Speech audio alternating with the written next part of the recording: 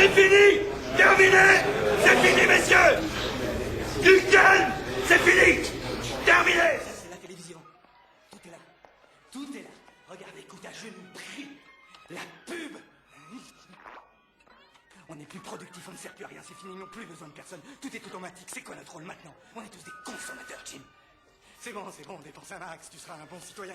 Mais si tu dépenses pas, grand chef, si tu dépenses rien, t'es quoi? Hein? T'es quoi? Un malade mental! C'est un fait, Jim, c'est un fait! Si tu n'achètes pas voiture, n'a pas de véhicule musical, mixeur informatisé, gadget sexuel à brancher sur le secteur, baladeur laser stéréo avec casque implanté sur le cerveau, tournevis modulable à batterie incorporée, full synthétique ordinateur à fréquence 20. Arrête de crier, Geoffrey. Calme-toi. Ami des bêtes de mes deux, militant écolo à la mort moelleux avec ton couille à mettre à zéro. C'est pourquoi, parce qu'à l'époque où j'étais à l'hosto, il y a que ça 6 ans, j'avais pas encore eu cette idée. Elle était même pas encore en Alors gestation. comment tu expliques qu'elle soit au courant? Pour ça, j'ai mon idée sur la question. Pendant mon séjour à l'asile, ils ont étudié mon cerveau de façon intensive. Au nom de la recherche médicale, on m'a interrogé, on m'a radiographié, on m'a examiné de partout. Puis ils ont entré toutes les données me concernant dans un ordinateur, grâce auquel ils ont créé un modèle de mon esprit. Oui, monsieur. Ensuite, grâce à ce modèle, ils ont réussi à générer toutes les idées que j'étais appelé à avoir, disons, dans les 10 ans. Lesquelles idées ils ont soumises au calcul de probabilité grâce à un appareil extrêmement performant, de sorte qu'ils ont pu déterminer tout ce que j'allais faire au cours de cette période. Ce qui explique qu'elle ait su que j'allais utiliser l'armée des 12 singes pour écrire une page de l'histoire du monde bien avant que je le sache moi-même. Elle connaît exactement mes moindres intentions avant même qu'elles me viennent à l'esprit. Qu'est-ce que tu dis de ça?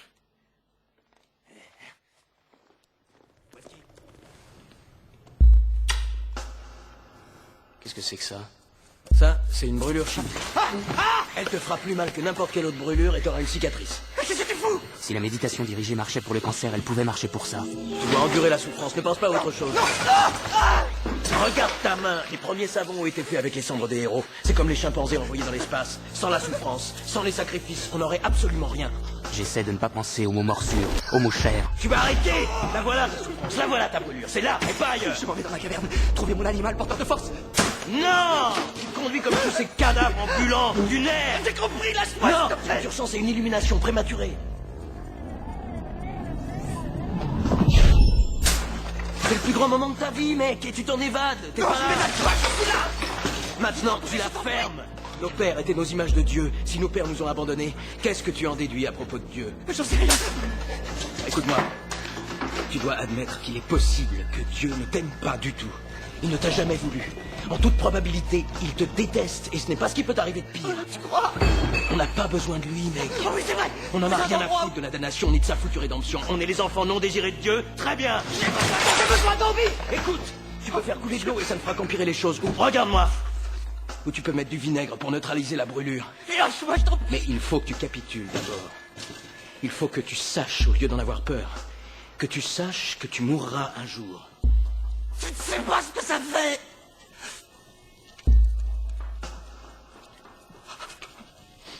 C'est seulement quand on a tout perdu qu'on est libre de faire tout ce qu'on veut.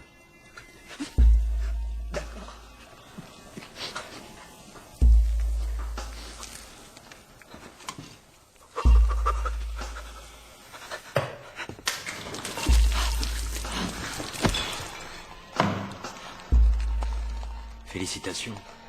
Tu vas bientôt toucher le fait. Mec, vous auriez aimé faire quoi avant de mourir? Peindre mon autoportrait. Construire une maison. D'accord. Et toi? J'en sais rien du tout. Attention, reste à droite. Tu connais sûrement la réponse à cette question. Si tu devais mourir maintenant, elle te ferait quel effet ta putain de vie? J'en sais rien, elle me ferait aucun effet, ma putain de vie. C'est ça que tu veux m'entendre dire? Déconne pas. C'est pas suffisant. Il doit dans un engrenage qui n'en finira jamais. Et il n'y a aucune chance qu'on puisse y survivre. Ok, 70 millions de personnes, 70 millions viennent au monde chaque année. Et tous ces gens, ils font quoi? Ils dilapident nos ressources naturelles. On est bien trop nombreux, on fait quoi avec eux? On va pas les garder avec nous. On les tue, et hop. Fin du problème. Voilà, merci d'être venus les gars. C'était sympa. Mais non, désolé, il n'y a plus de place. On peut plus accueillir qui que ce soit. Désolé, c'est mort. On est complet. Voilà ma solution. C'est une idée. C'est ça mon plan. C'est ça que je veux. Je veux juste nettoyer le monde. Comme ça, ceux qui restent auront droit à une vie plus agréable. Voilà ce que je compte faire. Ce que je ferai bientôt. Je vous donnerai un coup de main. Je vous aiderai. Je nettoierai la surface de la planète. Je ferai de la place pour vous. Pour vous. Je mettrai en place mon propre système pour réguler la population sur Terre. Pour vous. Tout est dit.